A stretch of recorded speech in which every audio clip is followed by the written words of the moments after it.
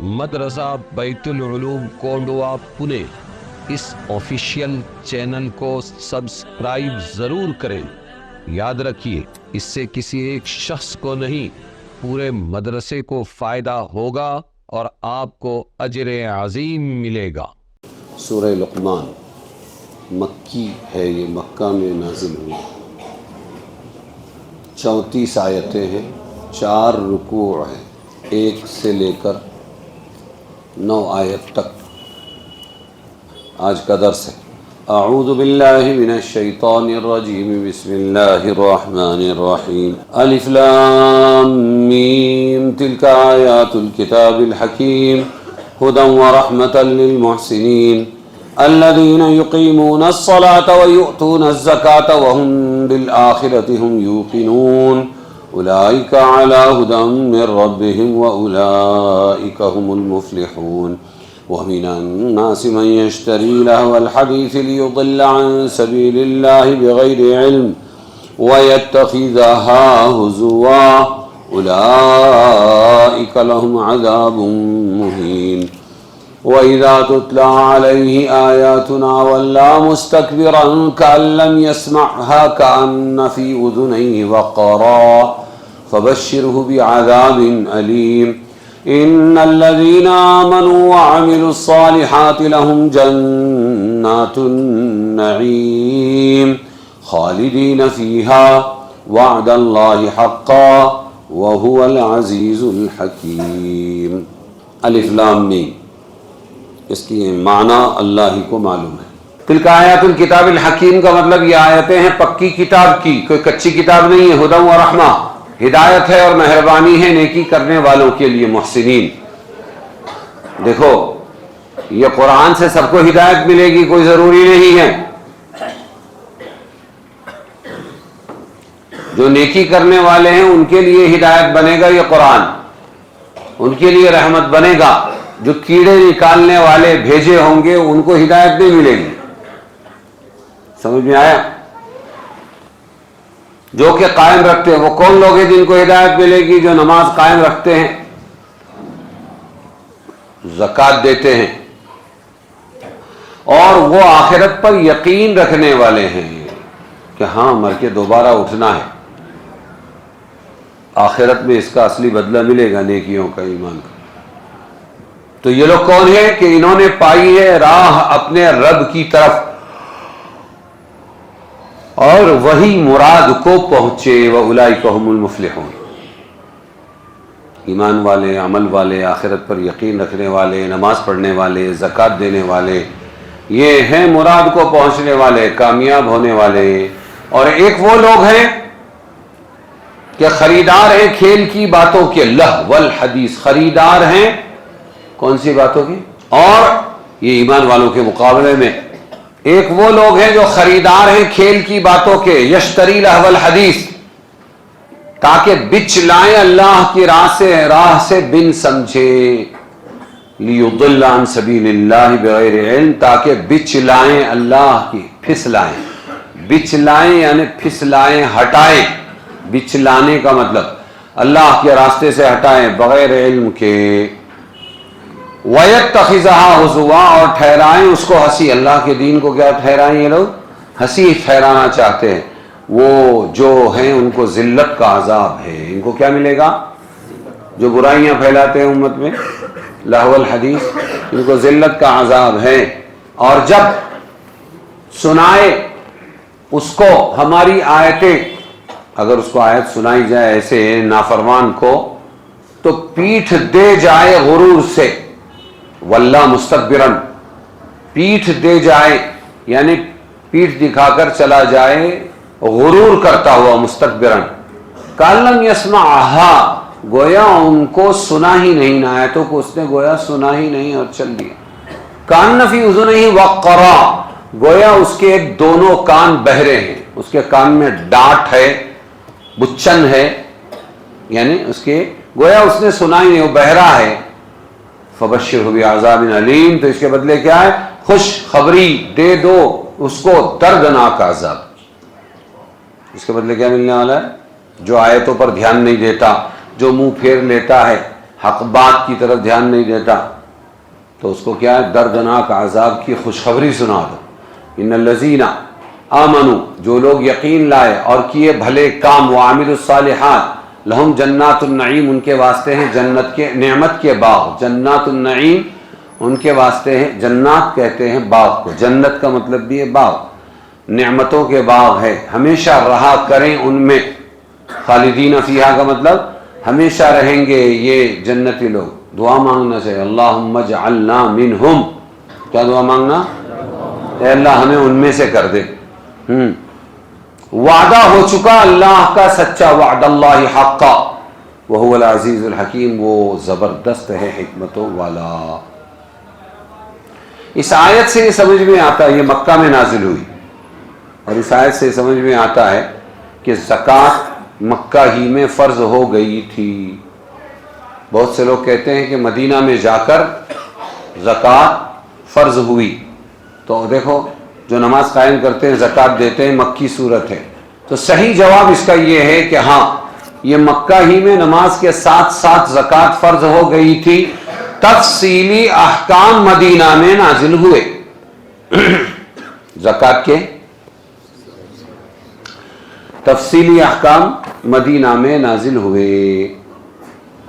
اب یہ جو ہے وَمَن يَشْتَرِي لَهْوَ الْحَدِيثِ، بہت سے وہ لوگ ہیں جو خریدار ہیں لغو باتوں کے. اشترا کے معنی خریداری کے ہے، یہاں خریداری اگر نہ ہو تو مراد یہ ہے بدلے میں کرنا. کیوں؟ خریدار بھی بدلے ہی میں لیتا ہے نا. یہ قلم کتنے کا؟ کہ 10 روپے کا. قلم دو 10 روپے لو تو بدلہ ہوا نا. تو اللہ فرما رہے ہیں کچھ وہ لوگ ہیں ایمان والوں کے مقابلے میں جو خریدار ہیں. کائے کے خریدار ہیں؟ لہو حدیث کے. لہو الحدیث کس کو کہتے ہیں؟ کہ لغو بات جس میں نہ دین کا بھلا نہ دنیا کا بھلا، بلکہ اس کے اندر اور دین سے دور کرنے والی باتیں ہیں. سمجھ میں آیا؟ اس کا شان نزول کیا ہے؟ اس آیت کا یہ کب نازل ہوئی؟ نضر ابن حارث، غاد سے نضر ابن حارث مشرکین مکہ میں سے ایک بڑا تاجر تھا، تجارت کے لیے مختلف ملکوں کا سفر کرتا تھا. وہ ملک فارس سے یعنی ایران سے شاہان عجم کسرا وغیرہ کے تاریخی قصے خرید کر لایا. قصے کی کہانیاں ملتی ہیں، ہمارے زمانے میں ملتی ہیں. قصص الانبیاء ہے، قصص القرآن ہے، قصص النبیین ہے، سمجھ میں اولیاء کرام کے واقعات ہے. اور کہ حسن پرستوں کا انجام اس میں کیا ہے؟ اس کتاب میں جو لوگ حسن پر فدا ہو گئے اور گناہوں میں پڑ گئے، وہ چاہے راجہ ہو یا رنک ہو، بادشاہ ہو یا غلام ہو، مالدار ہو یا غریب ہو، اس حسن پر مرنے والے لوگوں کا انجام کیا ہوا. تو ایسے بھی واقعات ہیں. تو قصوں کی کہانیاں ملتی ہے، کتابیں ملتی ہے، یہ وہاں سے لے کے آیا مکہ میں. سمجھ میں آیا؟ اور مکہ کے مشرکین سے کہا محمد تم کو قوم عاد و سمود کے واقعات سناتے، میں تمہیں ان سے بہتر رستم اور اسفندیار اور دوسرے ایرانی بادشاہوں کے قصے سناتا ہوں، آؤ. ارے سمجھے کہ نہیں؟ یہ لوگ اس کے قصے کو شوق اور رغبت سے سننے لگے. لوگ کیا کرنے لگے؟ شوق اور رغبت سے وہ سناتا تھا نضر ابن حارث، اور یہ لوگ سننے لگے کیونکہ ان میں کوئی تعلیم تو نہیں تھی جس پر عمل کرنے کی محنت اٹھانی پڑتی. یعنی ایسا نہیں کہ قصے سننے کے بعد اب نماز پڑھو، اب حرام سے بچو، یہ تو تھا نہیں. خالی قصے سنو. ایک تھا راجا، ایک تھی رانی، ختم ہو گئی میری کہانی. سمجھ میں آیا؟ تو ایسے تھے وہ. لہذا لوگ صرف لذت کے لیے قصے سننے لگے. ان کی وجہ سے بہت سے مشرکین جو اسلام سے، جو اس سے پہلے کلام الہی کے اعجاز اور یکتائی کی وجہ سے خود سننے کی رغبت رکھتے تھے، کہ چھپ چھپ کے قرآن کو سنتے تھے، یہ مشرکین ابو جہل وغیرہ وغیرہ.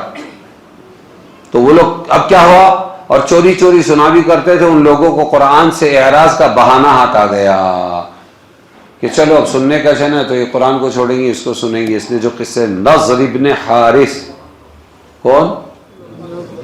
ہاں، یہ تاجر باہر سے ایک گانے والی کنیز کو لایا. ایک دوسرا واقعہ یہ کہ ایک ناچنے والی کو لے کر آیا, اس کے ذریعے قرآن سے دور کرتا تھا اور کہتا تھا وہاں جا کے کیا ملے گا, آؤ میرے پاس, کھاؤ پیو, دارو پیو, اس کا ناچ دیکھو اور یہ قصے سنو. سمجھ میں آیا؟ تو لوگ اس کی باتیں سننے لگے. لوگوں کو کیا چاہیے؟ بسم اللہ والا برکت اللہ کھانا. سمجھ میں آیا؟ لہو الحدیث وہ قصے کہانیاں شاہان عجم کی یا لونڈی گانے والی مراد ہے, یا لہو حدیث سے یہ مراد ہے کہ ایمان والوں کے مقابلے میں کچھ وہ لوگ ہیں جو جنہوں نے بدلے میں لے لیا لہو حدیث کو. لہو حدیث یعنی بیکار کی باتیں, قصے کہانیاں اور لونڈی کا ناچ اور اس کا گانا. تو سمجھ میں آ رہا ہے؟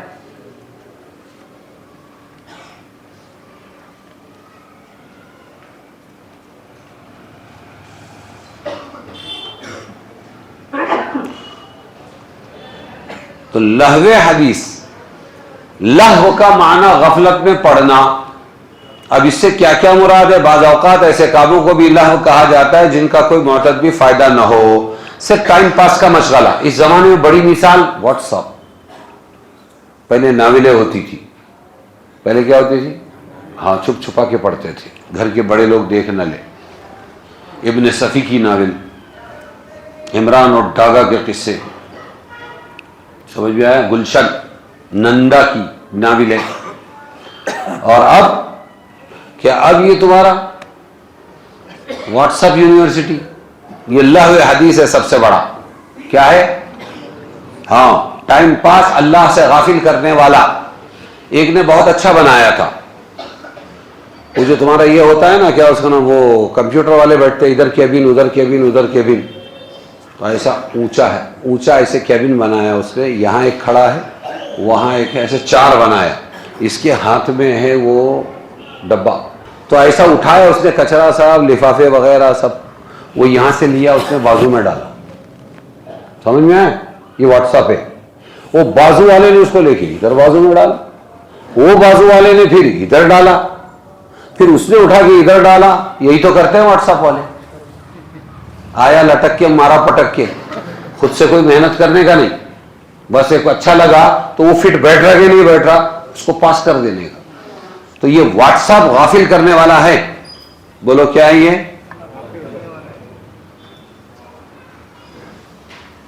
اس کو گانا بجانا بھی بولا گیا ہے کہ یہ گانے بجانے کو لہو حدیث کہتے ہیں.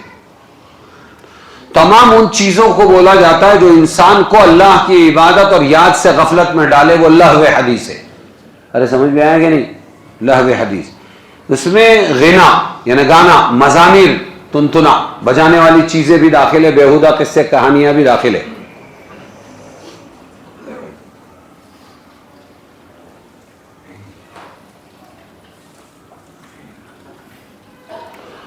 آگے ہے لہو لعب اور اس کے سامان کے شرعی احکام کیا ہیں. مستقل اس پر کتابیں لکھی گئی ہے. پہلی بات قابل نظر یہ ہے کہ قرآن کریم نے جتنے مواقع میں لہو یا لعب کا ذکر کیا ہے, کھیل وغیرہ کا, وہ مذمت اور برائی ہی کے مواقع جس کا ادنا درجہ کراہت ہے, یعنی مکروہ ہے, ایسے کاموں میں لگنا مکروہ ہے.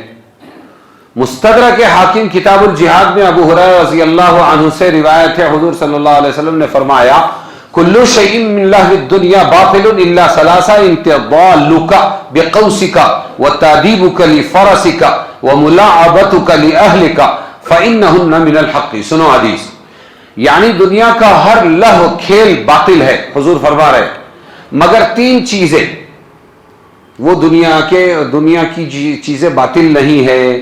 ایک یہ کہ تم تیر کمان سے کھیلو. کیسے کھیلنا؟ یعنی جو جنگ میں استعمال ہو سکتی ہے چیزیں, جو تمہاری حفاظت کے لیے ہے, تیر کمان سے کھیلنا, یہ دنیا نہیں ہے, باطل نہیں ہے. دوسرے, اپنے گھوڑے کو سدھانے کے لیے کھیلو, گھوڑے کو قابو میں کرو, ٹک ٹک ٹک ٹک دوڑا اس کو, کبھی گرو کبھی اٹھو, اس کو قابو میں کرو, کیسا نہیں مانتا ہے, تو گھوڑے کے کھیل, کیوں؟ یہ بھی جہاد میں کام آنے والا ہے, تو یہ دنیا نہیں ہے. اور تیسری چیز, اپنی بیوی کے ساتھ کھیل کرو, پیار محبت کی باتیں. سمجھ میں آیا؟ اپنی بیوی کے ساتھ میں تو وہ بھی ناجائز نہیں ہے، دین ہے وہ، کیا ہے؟ ہاں باقی اس کے علاوہ جو کھیل کود کی چیزیں وہ مکروہ ہے، اس سے بچنا چاہیے، یہ آپ صلی اللہ علیہ وسلم کی حدیث کا خلاصہ ہوا۔ تو حقیقتاً لہو ہوں جو کام، یعنی جن میں نہ کوئی دینی فائدہ ہو نہ دنیا کا فائدہ، وہ سب کے سب مذموم اور مکروہ تو ضرور ہے ہی۔ پھر ان میں تفصیل ہے، بعض تو کفر کی حد تک پہنچ جاتے ہیں۔ کہاں تک پہنچ جاتے ہیں؟ جیسے اسلامی چیزوں کا مذاق نہیں کرنا، سمجھ میں آئے؟ قرآن کی آیت کو لے کر مذاق کر رہے ہیں۔ ہم بچپن میں لطیفہ سنتے تھے، ملک صاحب تھے کوئی ملک صاحب، وہ ناس بیچتے تھے۔ کیا بیچتے تھے؟ دیکھو ناس خرید لو، ملک صاحب کی ناس، قرآن کہتا ہے کہ ملک صاحب کی ناس خریدو، قل اعوذ برب الناس ملک الناس، وہ ناس ادھر کا ادھر ستیہ ناس۔ تو قرآن کی آیتوں اور حدیثوں کو لے کر کبھی بھی کیا نہیں کرنا؟ ہاں مذاق نہیں کرنا۔ بہت سی ہے ایسی، میں بولوں گا، وہ بولنے کے بعد میں مت کرو بولوں گا اور پھر تم چلا دو گے اس کو، تو نہیں بولنا چاہیے، چھوڑ دو اس کو۔ بس قرآن کی آیتیں حدیثیں ان کا مذاق نہیں اڑانا چاہیے، سمجھ میں آیا؟ ورنہ یہ مذاق تمہیں کفر تک پہنچا دے گا۔ کہاں تک پہنچا دے گا؟ تو بعض حرام صریح ہے، کم سے کم درجہ مکروہ تنزیہ یعنی خلاف اولا ہے، جس سے کوئی لہو جو درجہ در حقیقت لہو ہو مستثنا نہیں۔ جن کھیلوں کو احادیث میں مستثنا کیا گیا، ابھی 3 باتیں بتائی نا، وہ حقیقت لہو میں کھیل کود میں داخل ہے ہی نہیں، جیسا کہ ایک حدیث میں خود اس کی تصریح موجود ہے۔ ایک حدیث میں ہے، ابن ماجہ کی روایت ہے، لیس من اللہ ثلاث تادیب الرجل فرسہ، آدمی کا اپنے گھوڑے کو سدھانا، وملاعبتہ اہلہ، اپنی بیوی کے ساتھ میں پیار کا کھیل کھیلنا، بات کرنا، یہ دنیا نہیں ہے، لہو نہیں۔ وَرَمْيُهُ بِقَوْسِهِ وَنَبْلِهِ، اور اس کا تیر اندازی کا کھیل کھیلنا، سمجھ میں آیا؟ یہ اس میں داخل نہیں، یہ جائز ہے۔ جو کھیل دین سے گمراہ ہونے یا دوسروں کو گمراہ کرنے کا ذریعہ بنے وہ کفر ہے۔ خود گمراہ ہونے کا یا دوسروں کو گمراہ کرنے کا ذریعہ بنے وہ کیا ہے؟ کفر ہے۔ فحش اور فضول ناول یا فحش اشعار اور اہل باطل کی کتابیں بھی دیکھنا ناجائز ہے۔ کیا کہہ رہے ہیں؟ فحش اور فضول ناول، یہ زمانہ ان کا سمجھو کہ 80 سال پہلے کا، ان کا زمانہ ناولوں کا تھا، کتابوں کا، تو اس لیے انہوں نے ناول لکھی۔ اگر واٹس ایپ دیکھ لیتے یہ تو اس میں ٹوٹل آ جاتا تھا۔ تو فحش یعنی گندی اور فضول ناول یا فحش گندے اشعار بھی گندے ہوتے ہیں، بعض اسی لائن سے فیمس ہو جاتے ہیں کہ اپنا سکہ نہیں چل رہا ہے اس لیے، تو مزاج بنتا ہے۔ کیا بنتا ہے؟ ہاں آج کل کا مزاج جو ہے یہ ڈاکوؤں کا مزاج ہے، چوروں کا مزاج ہے، کھلنایکوں کا مزاج ہے، ویلنز کا مزاج ہے، وائلنس کا مزاج ہے، دنگے فساد کا مزاج ہے۔ اس لیے پبلک کا مزاج ویسا ہے تو وہی پیش کیا جا رہا ہے، ہیرو زیرو بن رہا ہے، ویلن ہیرو بن رہا ہے۔ سمجھ میں آ رہا ہے کہ نہیں؟ ہاں، اور دوسرے ملکوں کو ننگا کرنے کے چکر میں ایسی فلمیں بن رہی ہے کہ خود اپنی چڈی اتر رہی ہو، سمجھ میں ہی نہیں آ رہا ہے۔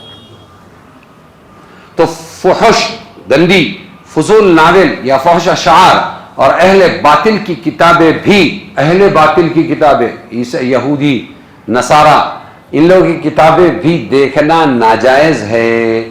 اس زمانے میں بیشتر نوجوان فحش ناول، جرائم پیشہ لوگوں کے حالات پر مشتمل قصے، فحش اشعار دیکھنے کے عادی، یہ سب چیزیں لہو حدیث میں ہو کر ناجائز ہے۔ جن کھیلوں میں نہ کفر ہے نہ کوئی کھلا ہوا گناہ، وہ مکروہ ہیں کہ ایک بے فائدہ کام میں اپنی توانائی وقت کو ضائع کرتے۔ کھیلوں کے سامان کی خرید و فروخت، جو کھیل کا سامان ہے، تو جو سامان کفر و ضلال یا حرام اور معصیت ہی کے کھیلوں میں استعمال ہوتا ہے اس کی تجارت خرید و فروخت بھی حرام ہے، اور جو لہو مکروہ استعمال ہوتا ہے جائز ہے۔ بچے اگر کھیلتے ہیں بال وغیرہ ان چیزوں سے، گڑیا بڑیا، بچنا چاہیے، لیکن کھلونوں کے ساتھ ایسی چیزیں اگر آ جائے تو وہ جائز ہو جائے گی۔ مباح اور جائز کھیل، تو یہ بتا دیا جس میں دین دنیا کا کوئی فائدہ نہ ہو وہ ناجائز ہے.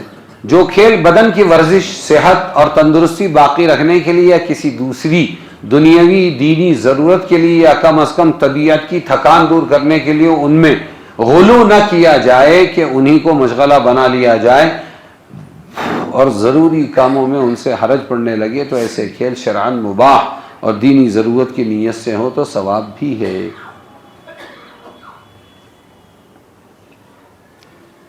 تیر اندازی، گھوڑے کی سواری، اپنی بیوی کے ساتھ ملاعبت یعنی کھیلنا، لعب سے ہے کھیلنا. اور ابن عباس سے ایک روایت ہے خیر اللہو المؤمنی السباحہ و خیر اللہو المرأتی المغزل. یہ بھی ایک حدیث ہے. مردوں کا سب سے بہترین لہو کھیل کیا ہے؟ تیرنا، تیرا کرو، ورزش ہو. اور عورتوں کا سب سے بہترین مشغلہ کیا ہے؟ عورت کا اچھا کھیل چرخہ ہے. پرانی عورتیں تھیں، یہاں تو ریڈی میڈ جاتی لاتی، 6 مہینے میں بھگا دیتی اس کو، پھر دوسرا لے کے آتی. اور پرانی عورتیں بیچاری سوت ہمیشہ رکھتی تھی، کام میں رہتی تھی، سمجھ میں آئے، کوئی چرخہ کاٹتی تھی. تو وہ اس کے لیے بہتر ہی ہے، اس کے لیے بہتر. سلمہ ابن اکوع رضی اللہ عنہ، ان کو سفینۃ البر بھی کہتے تھے، صحرا کی کشتی، بہت تیز بھاگتے تھے. وہ کہتے ہیں کہ انصار مدینہ میں ایک صاحب دوڑ میں بڑے ماہر تھے، کوئی ان سے آگے بڑھتا ہی نہیں تھا. انہوں نے ایک روز اعلان کیا کوئی ہے جو میرے ساتھ دوڑ میں مقابلہ کرے. میں نے رسول اللہ صلی اللہ علیہ وسلم سے اجازت چاہی کہ میں مقابلہ کروں. آپ نے اجازت دے دی تو میں مقابلے میں آگے بڑھ گیا. اس سے معلوم ہوا کہ پیادہ دوڑ کی مشق کرنا بھی جائز ہے، بھاگنا جائز. ایک مشہور پہلوان رکانہ نے رسول اللہ صلی اللہ علیہ وسلم سے کشتی ٹھہرائی کہ آپ میرے سے مقابلہ کریں، تو آپ نے اس کو کشتی میں پچھاڑ دیا. یہ ابو داؤد کی مرسل روایت ہے. سمجھ میں آئے؟ حبشہ کے کچھ نوجوان مدینہ طیبہ میں فن سپاہ گری کی مشق کرنے کے لیے نیزوں سے کھیلتے تھے. ہوتے ہیں کچھ لوگ لاٹھی گھماتے ہیں، کچھ لوگ نیزے ادھر سے مارا، اس نے چکایا. پٹھان لوگ ہیں ان کا کھیل دگڑی کھیل ہوتا ہے، پتھر مارتے ہیں ایک دوسرے کو عید کے دن، جیسے بڑے بڑے پتھر. اس نے پتھر چکانے کا لگا کے گیا. دوسرا ایک کھیلے پٹھانوں کے اندر یہ ناڑے بہت مضبوط رہتے ہیں ان کے. جب یہاں بمبئی پونا میں تھے وہ لوگ تو اس وقت ان کے ناڑے خاص لٹکاتے، وہ دکھانے کو لٹکاتے ہیں، یہ نا اتنا لٹکاتے اس کو. گونڈے گنڈے عورت کے چونڈے سے اچھے گونڈے رہتے ہیں، ہاں بہت خوبصورت رہتے.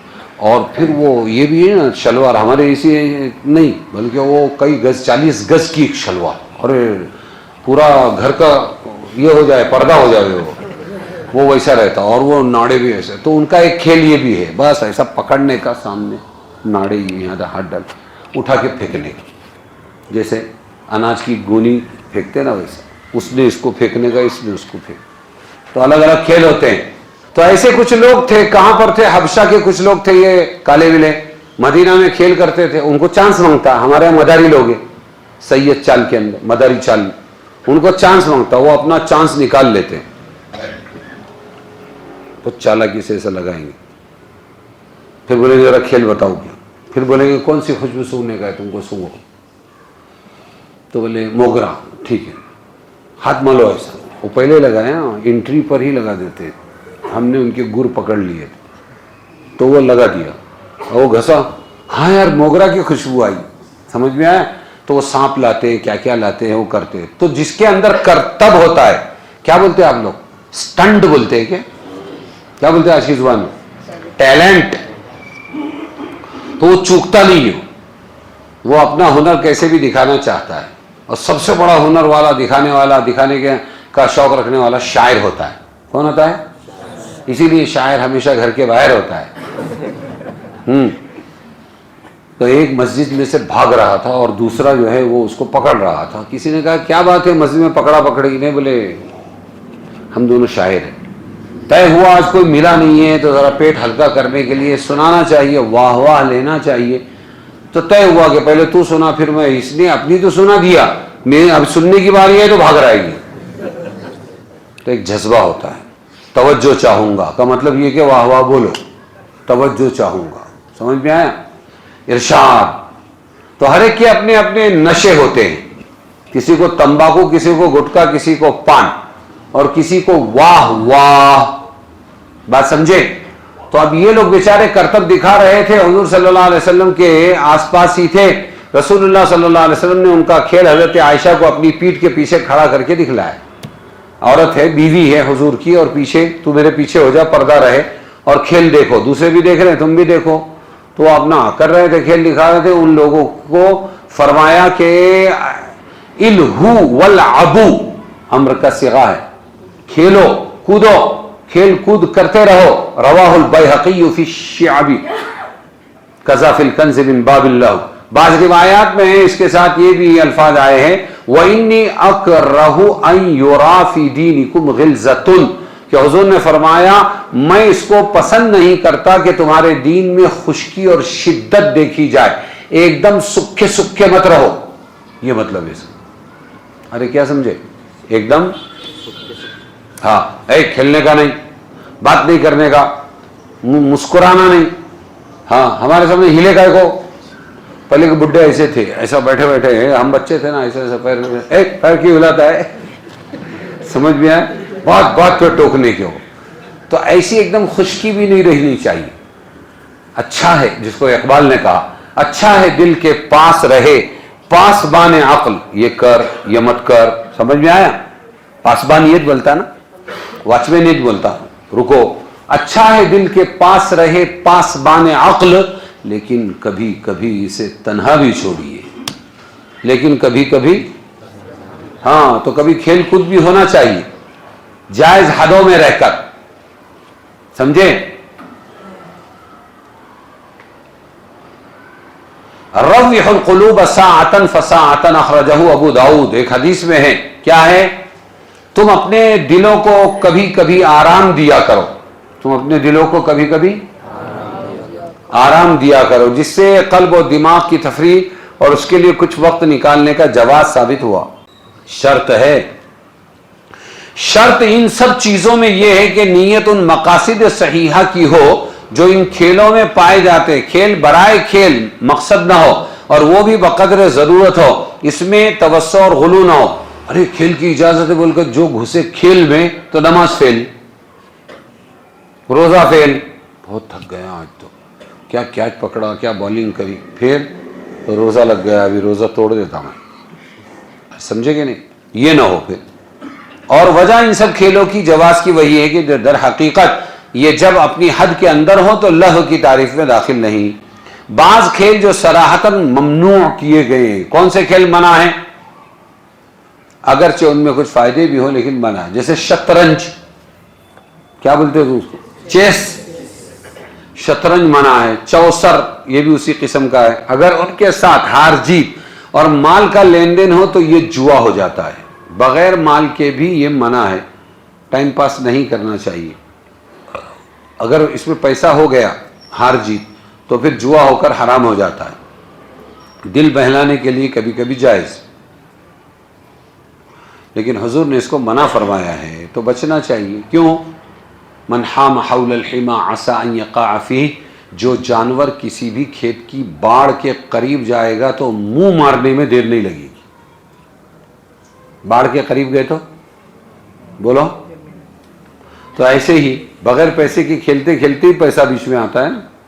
انسان کی عادت ہے, جہاں جان لگی وقت لگا سوچتا ہے اس سے پیسے کیسے کماؤں. عمرے کے لیے گیا, 2 دن کے اندر یوں اپنا احرام اتارا, ٹکلا مارا, اور پھر اپنے لباس میں آیا عمرے والا کہ فوراً مکہ کی انٹرنیشنل مارکیٹ میں اس کی نظر گھومتی ہے. یہ سونا ہے, وہ چاندی ہے, اور یہ بن داؤد ہے, اور وہ بن لادن ہے. وہ دیکھتے رہتا ہے, اور پھر اس کے بعد فوراً چکر شروع ہو جاتا ہے. فل فالتو ہے نا. اب چکر شروع ہوتا ہے کہ اگلا ٹور ہم لے کے آئیں گے. کیوں لے کے آئیں گے بھئی؟ اللہ کے گھر سے ہم کو محبت ہے نا, بار بار آئیں گے, بار بار طواف کریں گے, بار بار عمرہ کریں گے, بار بار حج کریں گے. تو کیا اس کا راستہ؟ ٹور والے بن جاؤ. کیا بن جاؤ؟ اور نتیجہ کیا نکلتا ہے معلوم؟ ٹور اللہ سے دور، ٹور ہاں وہ حاجی بن کے جسے عظمت اور احترام کے ساتھ میں عمرہ کرتا ہے، عبادات کرتا ہے، جب وہ ٹور والا بن جاتا ہے، معلم کے پاس جانے کا، ارے اس کا ٹکٹ بنانے کا، اس کا کینسل ہو رہا ہے، اس کا ویزا مارنے کا ہے، ارے کھانا لانے کا ہے، ارے وہ بھٹیاری بھاگ کے گیا، ارے ایسا ہوا، ارے ویسا ہوا، اس کے اندر کھجور لانے کا ہے، زیارت کرانے کا ہے، اس کی نماز ہی گل ہو جاتی، ارے سمجھے کہ نہیں؟ بھاگتے بھاگتے مسلح لے کے جمعہ پکڑتا کسی طرح، وہ بھی روڈ کے اوپر. تو وہاں کہنے والوں نے کہا ٹور اللہ سے دور. تو آغاز کچھ اور ہوتا ہے، انجام کچھ اور ہو جاتا ہے. سمجھ میں آیا کہ نہیں؟ تو یہ کہہ رہے ہیں کہ یہ جو شطرنج ہے اس کو بغیر پیسے کے بھی مت کھیلو، ورنہ پیسہ آ جائے گا بیچ میں. حضرت ابو ہریرہ رضی اللہ عنہ کی روایت ہے، رسول صلی اللہ علیہ وسلم نے فرمایا جو شخص نرد شیر یعنی چوسر کھیلتا ہے وہ ایسا ہے جیسے اس نے اپنے ہاتھ خنزیر سور کے خون میں رنگے ہو. اسی طرح ایک روایت میں شطرنج کھیلنے والے پر لعنت کے الفاظ آئے ہیں. اسی طرح کبوتر بازی ہے، ابھی یہاں کچھ پرانے ہیں، چھتوں کے اوپر پھر جا اور دوسرے کا پکڑ کے لا. ہاں اس کو ہوائی عشق بولیں گے اس کو. کبوترنی کبوتر کو لا، کبوتر کبوترنی کو لا اپنے پنجرے میں بند کر. ارے سمجھے کہ نہیں؟ پھر دوسرا بھی پھر کرتا اور اس کے بعد وہ بھی اس کو لے کے جاتا، جتنے میں آیا اتنے میں گیا. کیا ملا؟ ٹائم پاس خالی. ہاں تو یہ فرمایا کہ آدمی کو ضروری کام یہاں تک کہ نماز اور دوسری عبادت سے بھی غافل کر دیتی ہے، اس لیے یہ سخت وعیدیں ہیں. غنا و مزامیر کے احکام، گانا اور بجانا، تنتنا تنتنا تنتنا، تو یہ جو ہے اس میں چند صحابہ کرام نے تو لہو الحدیث کی تفسیر گانے بجانے سے کی، دوسرے حضرات نے اگرچہ عام کیا اسے. ہر ایسے کھیل کو جو اللہ سے غافل کرے لہو حدیث فرمایا، مگر ان کے نزدیک بھی گانا بجانا اس میں داخل ہے. قرآن میں ہے لا یشہدون الزور میں امام ابو حنیفہ اور مجاہد محمد ابن حنفیہ نے زور کی تفسیر گانے بجانے سے کی ہے کہ گانے بجانے کے قریب اچھے مومن نہیں جاتے. ایک روایت ہے میری امت کے کچھ لوگ شراب کو اس کا نام بدل کر پئیں گے. کیا کریں گے؟ برانڈی ہے، شراب نہیں ہے، وسکی ہے، شراب نہیں. سمجھ میں آیا؟ جیسے سود کو کیا بولتے ہیں؟ سود کو انٹرسٹ ہے، کیا بولتے ہیں؟ ہاں نام بدل دیا. نام بدلنے سے کام بھی بدلتا ہے کیا؟ یہ سو رہا ہے یہاں بیٹھ کے، جاؤ پیچھے. ہاں تو کیا کہا کہ نام بدلنے سے ہاں کام نہیں بدلتا، وہ حرام کا حرام رہے گا. تمہارے نام بدلنے سے کچھ نہیں ہوگا. اگر کسی نے لافے کا نام لاڑ رکھ دیا، میں لاڑ میں لگاؤں گی تیرے کو تو راضی ہو جائے گا نا سامنے والا، ارے لاڑ کر رہا میں تیرے کو. میری امت کے کچھ لوگ شراب کو اس کا نام بدل کر پئیں گے، ان کے سامنے معازف مزامیر کے ساتھ یعنی تنتنوں کے ساتھ عورتوں کا گانا ہوگا. اللہ تعالیٰ ان کو زمین میں دھسا دے گا اور بعض کی صورتیں بگاڑ کر بندر سور بنا دے گا. یہ حدیث.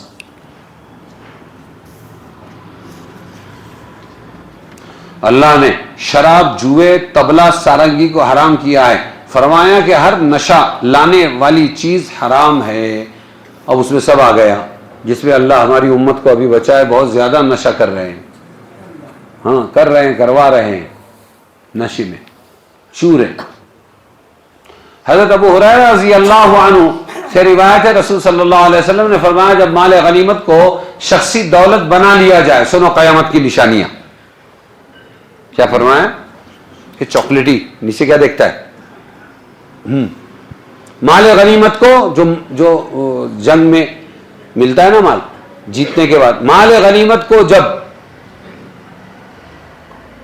شخصی دولت، پرائیویٹ پراپرٹی، شخصی دولت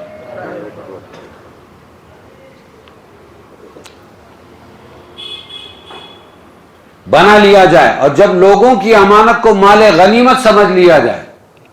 آ گیا نا ابھی اپنے پاس 1,00,000 روپیہ دینے کا نہیں.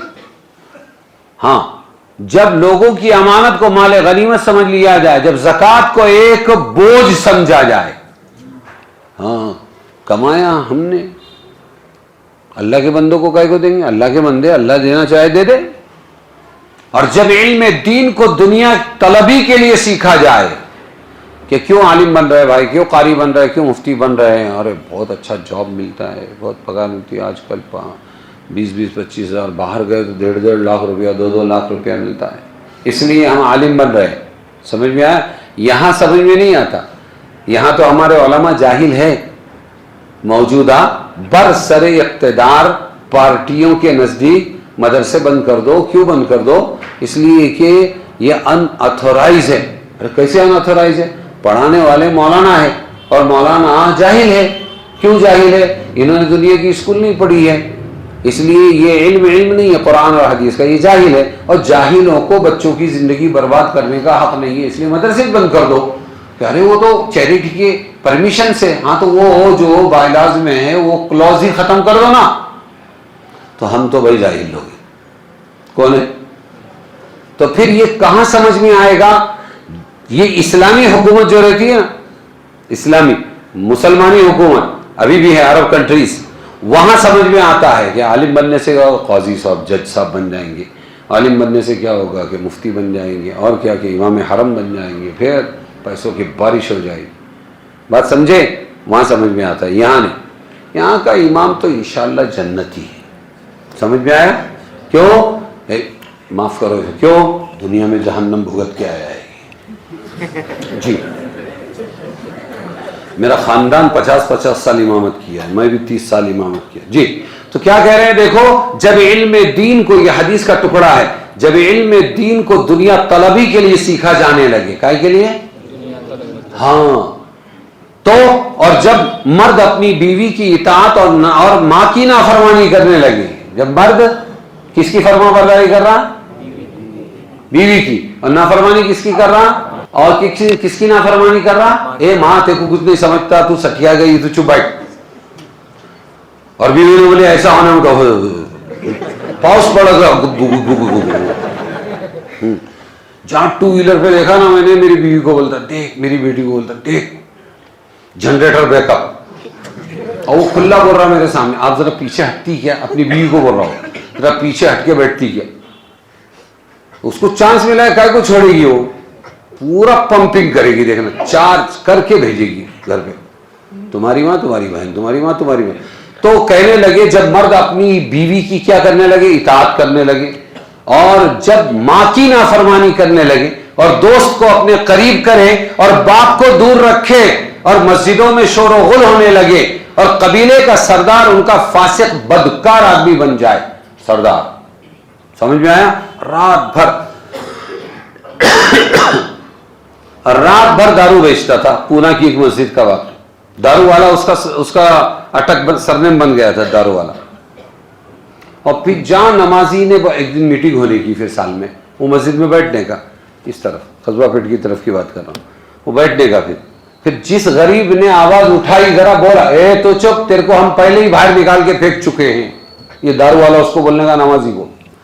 تو جب قبیلے کا سردار ان کا فاسق, گناہگار اور بدکار بن جائے, اور جب قوم کا سردار ان میں ارذل بدترین آدمی ہو جائے, قوم کا سردار کون بن جائے؟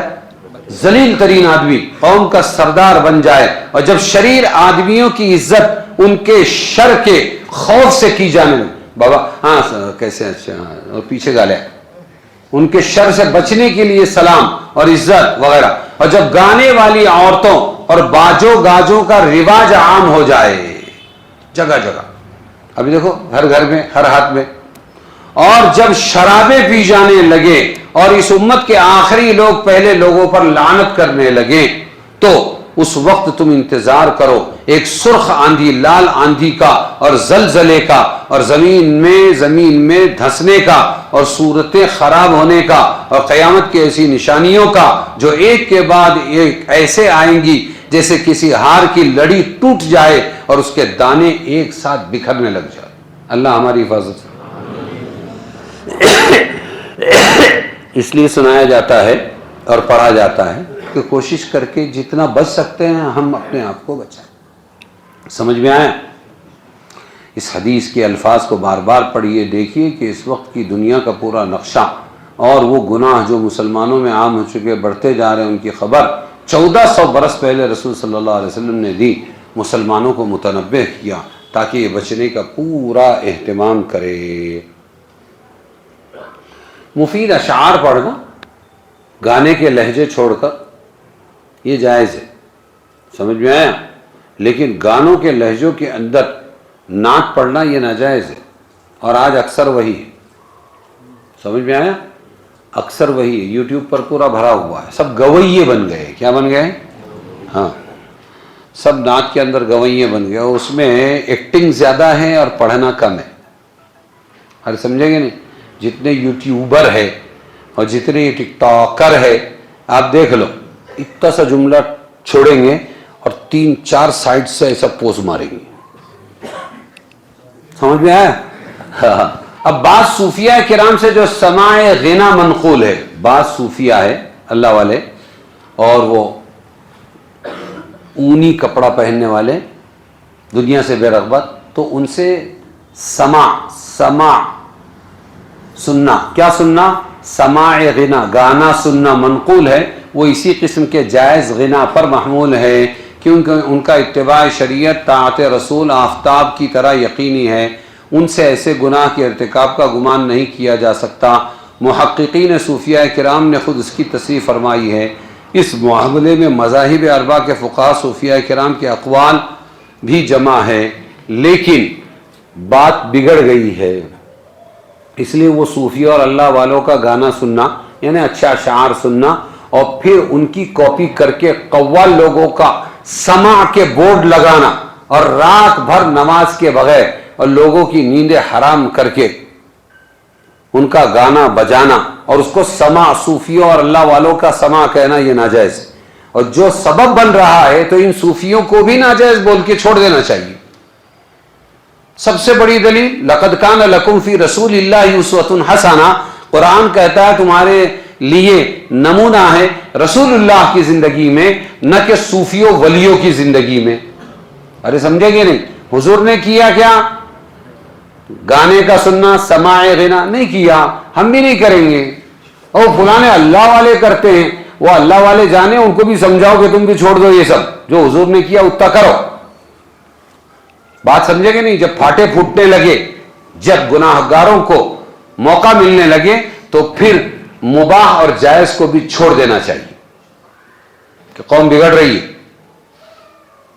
اب اس کے بعد اور ترقی ہوئی، اور جناب جن کو مسلمانوں سے نفرت، جن کو قرآن سے نفرت، جن کو حدیث سے نفرت، ہاں، جو مسلمانوں کو مٹانے کے چکر میں ہیں، جو آئے دن جن کا بیس اور بنیاد اور سطح سب مسلمانوں اور اسلام کی نفرت کے بارے میں، اور وہ جھوم رہے ہیں۔ کیوں جھوم رہے ہیں بھائی؟ یہ کس کی مجلس ہے؟ کہ یہ فلانے شاعر کی مجلس ہے، فلانے قوال کی مجلس ہے۔ اور کیا ہو رہا ہے وہاں پر؟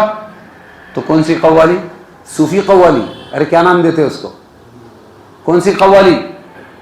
صوفی قوالی، صوفی کلام، کلام صوفیانہ۔ عورت بھی جھوم رہی ہے اس پر، مرد بھی جھوم رہے ہیں، اور تم کو کیا صوفی بننے سے لینا دینا؟ تم تو کٹر اسلام کے دشمن ہو۔ خالی یہ بولو نا تم کو سنگیت میوزک چاہیے۔ یہ باتیں اس لیے ہوتی ہے تاکہ ہم اس پر دھیان دیں، اور دھیان دینے کے بعد میں اس کو اپنی زندگی سے نکالنے کی کوشش کریں۔ ٹھیک ہے؟ چلو دعا کر لو۔ پیر ذوالفقار صاحب کا انتقال ہوا، ہمارے خاندان میں ہماری ایک خالہ تھی، ان کا انتقال ہوا۔ اللہم صلی علی سیدنا مولانا محمد وعلی آل سیدنا مولانا محمد مبارک وسلم۔ اے اللہ ہمارے گناہوں کو معاف فرما، ہماری خطاؤں سے درگزر فرما، پیر ذوالفقار صاحب کی مغفرت فرما، ان کے درجات بلند فرما، ان کو جیسے تو نے دین کی خدمت کے لیے استعمال کیا، اے اللہ ویسے ہی ان کے ساتھ انعام و اکرام کا معاملہ فرما۔ اے اللہ ان کے خیر کو جاری و ساری فرما۔ اے اللہ ہم کو بھی صحیح زندگی گزارنے کی توفیق نصیب فرما۔ ہماری حمیدہ خالہ جو انتقال کر گئی، اے اللہ ان کی مغفرت فرما، ان کے درجات بلند فرما۔ ان کے پسماندگان کو صبر جمیل عطا فرما۔ اے اللہ ان کی نیکیوں کو قبول فرما، ان کی بدیوں سے صرف نظر فرما، اپنی کمزور بندی اور کمزور بندوں سب کی مغفرت فرما۔ آج تک کے جتنے مسلمان اس دنیا سے جا چکے ہیں سب کی مغفرت فرما۔ اے اللہ جو موجود ہیں ان کو سچی پکی توبہ کی توفیق نصیب فرما، ہماری ان دعاؤں کو قبول فرما۔ وصلی اللہ تعالی علی خیر خلقہ محمد وآلہ واصحابہ اجمعین برحمتک یا ارحم۔